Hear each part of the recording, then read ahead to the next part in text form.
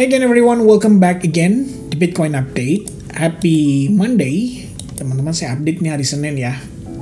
Thank you so much buat kalian by the way yang udah pada datang di live session semalam. I think if I'm not mistaken ya, saya cek terakhir live streaming tersebut achieve 827 likes button ya. 1000 ya teman-teman, baru kita live semingguan ini, mungkin di pertengahan minggu nanti saya info kembali, atau mungkin daripada kita nunggu itu yang 1000, dimana kalau kita bikin quest baru yaitu video ini mencapai another 750 likes button atau 1000 likes button, baru kita lanjut ke live streaming lagi di pertengahan minggu ini. Oke? So guys, anyway, hari ini market mix ya. Jadi S&P 500 open dalam keadaan negatif. Bitcoin somehow di open market malah react positively. Jadi kita ngelihat dia malah rebound, bukan malah mengikuti S&P 500. Jadi somehow kita ngelihat pergerakan yang berbeda dari biasanya. Oke, apa alasannya? Terus terang saya nggak ngelihat ada katalis yang positif banget gitu. I mean, if I take a look on beberapa kayak biasa ya news provider seperti Wu Blockchain, kemudian Watcher Guru atau mungkin Cointelegraph, nggak ada banyak info yang kayak gimana banget. Cuman bahkan tadi di sini dibilang ya, Trump baru ngeluarin statement lagi kalau tarif are going well and everybody wants to negotiate. Ya, I think ini lebih ke jenis permainannya Trump dalam tactical untuk dia membuat orang-orang itu, bukan membuat orang-orang lah ya, tapi membuat negara-negara lain itu ikut FOMO gitu ya untuk bernegosiasi dengan Trump. But ya somehow teman-teman kita ngelihat S&P 500 cenderung negatif. Apa alasannya? Sebenarnya alasannya cukup sederhana. Karena Donald Trump itu ngancem. Dia bilang gini, kalau dia mau, dia bisa pecat Jerome Powell. Nah, kalau memang itu bisa terjadi, artinya independensinya the Federal Reserve dipertanyakan dong oleh para publik. Lah, ini berarti Fed itu sebenarnya independen atau bisa diatur nih? Kalau bisa diatur, ya bahaya dong. Berarti buat memenuhi kepentingan presiden atau memenuhi kepentingan administrasi, the Fed itu bisa nurut nih sama kemauannya presiden. Nah, oleh karena itu, kalau kita lihat apa reaksinya, per hari ini banget guys, DXY itu pada saat open market ya, di sesi Asia, itu dibanting. Lumayan kenceng ya. Ada gap down, langsung dibawa turun. Sampai minus 1,5%. Oh, this is bad gitu loh. Dan ini nggak cuma terhadap itu, tapi kita lihat S&P 500 dari sesi Asia pagi itu juga udah turun. Awal-awal dia turun sekitar 1%-an dulu. Masuk ke sesi New York lebih parah. Total turun 2,8%. But here's the thing, Bitcoin somehow still bullish guys. Dia agak mengabaikan nih situasi daripada S&P 500. Ini adalah situasi skenario yang menurut saya cukup menarik. Perlu di-note juga kalau minggu ini juga sebenarnya minggu nyantai buat market.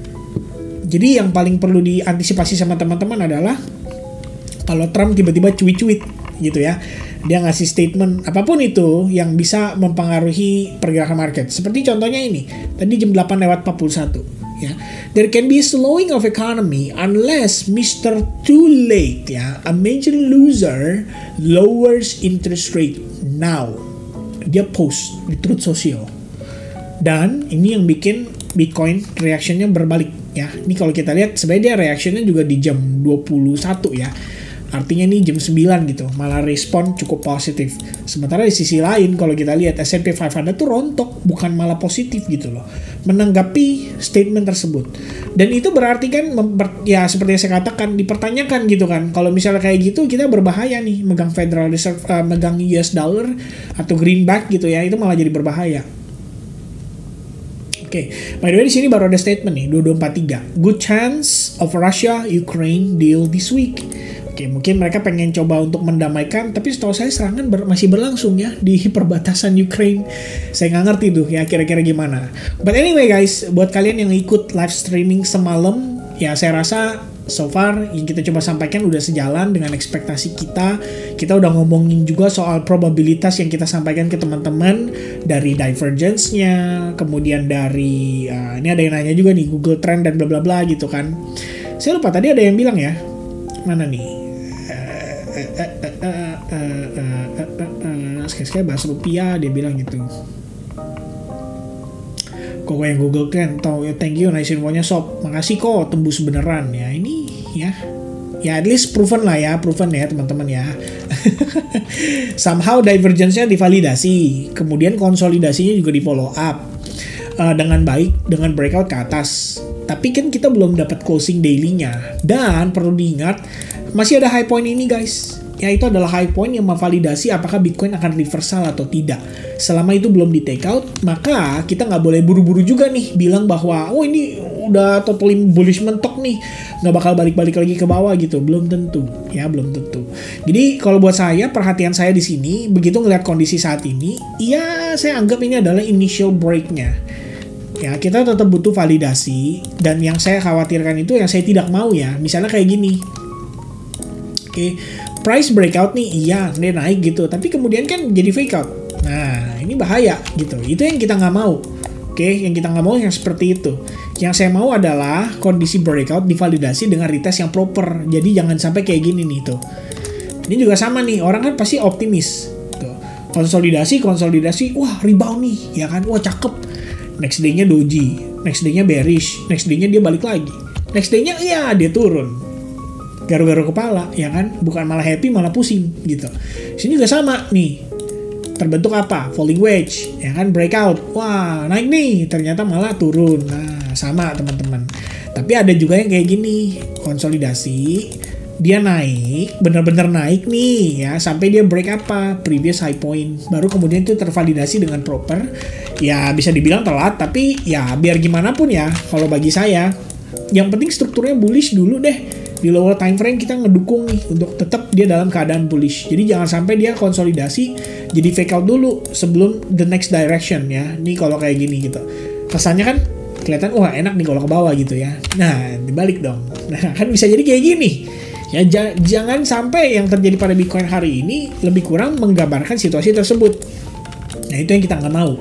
Justru kadang-kadang ya guys, saya kalau ngeliat kondisi dia konsolidasi kayak gini, saya lebih suka liquidity sweep. Kenapa liquidity sweep? Karena pada saat liquidity sweep, orang tuh jadi optimis. Orang jadi pesimis.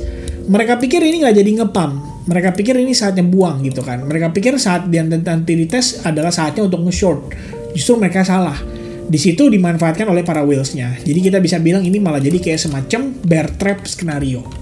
Nah, kalau dia malah break ke atas, takutnya malah jadi bull trap skenario. Mudah-mudahan sih enggak. Tapi kita nggak pernah tahu ya. Saya tetap remind ke teman-teman supaya kamu menghilangkan alasan untuk kamu FOMO sekarang gitu. Kayak kalau nggak sekarang lagi kapan gitu, Vin? Nggak akan ada lagi waktunya. Nggak juga. Actually kalau nggak kemarin gitu ya, kemarin kalau kamu beli ya at least masih oke gitu. Tapi kalau misalkan udah hari ini banget nih kamu mau maksain, menurut saya sayang gitu ya. Buat apa? You can wait for retracement. Toh kalau kita lihat dari perspektif time frame besar, ini kan previous analysis nih teman-teman, kita masih ngetes ke area order block yang krusial 79% dan inefficiency. Kabar baiknya adalah tidak memberikan reaksi pada sellers. Makanya kemarin seperti yang saya jelasin di live streaming, saya ada jelaskan ya bagaimana tentang kondisi ini, bahwa every time sellers masuk ke area order block ini, kita nggak create lower low. So sellers ini itu not enough power ibaratnya, nggak punya cukup duit untuk memberikan tekanan jual, dan wajar kalau misalkan disambut dengan break naik ke atas gitu. Tapi bukan berarti ini tidak bisa jadi liquidity buat para sellersnya. Nah hopefully sih jangan sampai itu terjadi. Hopefully kita bisa lihat dia realisasikan dan breakout dari sana. Maka yang kita perlukan untuk saat ini pada Bitcoin adalah, ayo Bitcoin, tolong kamu respect dengan internal structure kamu yang currently dalam keadaan bullish. Oke. Ini bukan bermaksud menjustifikasi atau gimana gitu ya. Nanti lagi-lagi saya takut ya kalian berpikir kalau saya bohong gitu kan atau gimana nih.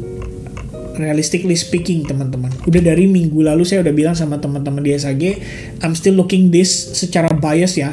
Nih overall bias remain the same. Oke, saya jelasin selalu seperti itu.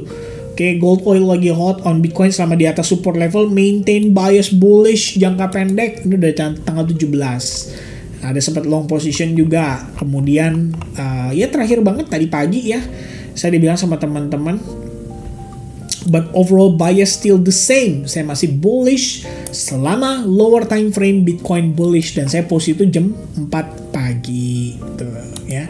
Sekitar hari Senin 4.38 teman-teman. Ya pagi-pagi ya. Ya tetap kan, at least update itu just before the pump ini gitu ya kan. Ya at least ya gitulah kira-kira guys ya. Anyway, looking at the Bitcoin currently, apa yang kita bisa expect? Satu guys, kalau lihat dari perspektif kacamata time frame 1 jam, kita kan masih memiliki struktur yang relatif bullish. Jadi saya bakal tetap follow up struktur ini selama dia tidak, ibaratnya tidak hancur pecah ke bawah gitu ya, atau dia break dari previous low dengan agresif banget, maka saya akan tetap ikutin struktur bullish ini tuh. Kayak gini guys. Ya, ini posisinya sekarang ini agak ambigu ya. Kita bisa asumsikan bahwa ini a pullback dan itu artinya break low dari low ini akan menjadi invalidasi, atau it's just the liquidity di sini. Kayak ada liquidity karena di sini ada imbalance. Tuh. Ya, ini imbalance gitu. So consideration saya ngelihat kondisi ini adalah bisa jadi Bitcoin akan nge-sweep low point ini dulu untuk dia ngambil imbalance-nya gitu ya. Nanti saat dia lakukan itu, technically kita mendapati Bitcoin sekaligus retest terhadap level golden ratio-nya. Mungkin bisa jadi di kisaran area Fibonacci 0,79% atau 0,7%. Jadi kita bisa nandain area zona ini sebagai pertimbangan kita untuk ngelihat ya, apakah dia mampu creating higher low. Dan apabila saya mau cari long opportunity, that's gonna be very very good. Ya, it's gonna be very very good area untuk look for buy opportunity. Oke? Kecuali dia failed ya, dia break dari sini, atau misalnya contoh nih ya, saya entry ternyata nggak sesuai ekspektasi saya teman-teman, dia turunnya deras, ternyata dia lagging dari S&P 500, ya udah berarti saya dapat apa? Dapat, ingat baik-baik, dapat konfirmasi rejection dari sini bahwa we still have enough sellers. Nah dari sana I'm gonna look for sell short opportunity. That's my plan untuk Bitcoin. Jadi saya mencoba untuk mengantisipasi resiko. Ingat ya, harapan saya adalah dia tetap nurut dengan struktur yang ada di time frame kecil, tapi resikonya yang kita harus hadapi sama-sama adalah apabila Bitcoin malah fake out. Kalau Bitcoin fake out, nah ini alamat berbahaya. Bisa jadi kita malah turun gitu, bukan naik. Nah, tapi saya lihat katalisnya kurangnya untuk mendukung kondisi tersebut. Bayangin dengan kekacauan yang dibuat oleh Donald Trump terhadap Powell aja, Bitcoin malah reactionnya cenderung terbalik. Ya, aduh, mau bersih guys. Tuh, saya berasa diomongin nih. Ya anyway guys, itu kira-kira ya. Jadi kalau kita lihat situasinya, my expectation on Bitcoin adalah respecting the internal structure. Dimana kita bisa lihat ini adalah low point yang paling penting ya buat Bitcoin. Low point itu juga disertai dengan adanya liquidity sweep. So that level is very very good level. Oke, harapannya adalah dia bisa bertahan di atas area tersebut dan tetap memvalidasi struktur Bitcoin untuk tetap dalam keadaan bullish. That's it. Oke, kalau misalkan ini nggak terjadi gimana, Vin? Dan dia malah menciptakan higher high lagi dari sini gitu. Well, that's my plan currently ya. Coba untuk manfaatin dua POI tersebut. Ada POI yang pertama di sini dan the next POI yang tadi saya tunjukin ke teman-teman. Lebih kurangnya adalah dari time frame 1 jamnya. Tapi untuk saat ini ya kita lihat dulu internalnya gimana. Kalau internalnya nggak di-respect dan nanti dia turunnya agresif, baru nanti saya lihat lagi gitu. Tapi untuk saat ini itu planning saya, dan oleh karena itu saya akan set alert di sini tuh ya. Jadi kalau misalnya dia break, dia mendekati area tersebut, alert saya bunyi, baru saya reassess lagi, saya lihat lagi. Ini oke nggak ya kalau misalnya gue nge-buy atau nge-long daerah situ gitu. Tapi kalau misalkan ternyata, aduh kencang banget nih turunnya, ada sentimen lagi, Trump ngomong apa, bikin market goyang. Nah, itu lain ceritanya, harus dipertimbangkan lagi apakah eksekusi atau sebaiknya dihindari. Kira-kira begitu. Oke? So, that's gonna be a very quick update for me ya. From me teman-teman untuk hari ini. Se-quick update-nya tetap aja 14 menit ya. Tapi yang mudah-mudahan teman-teman bisa dapetin sesuatu. And tell me guys di kolom komen altcoins apa yang mau saya bahas di next video update. Saya akan tambahkan altcoins update untuk video berikutnya. Dan baru nanti balik lagi ke Bitcoin. Oke? So, God bless everybody. I'll see you guys again in the next update. Have a nice day guys. Cheers. Bye bye.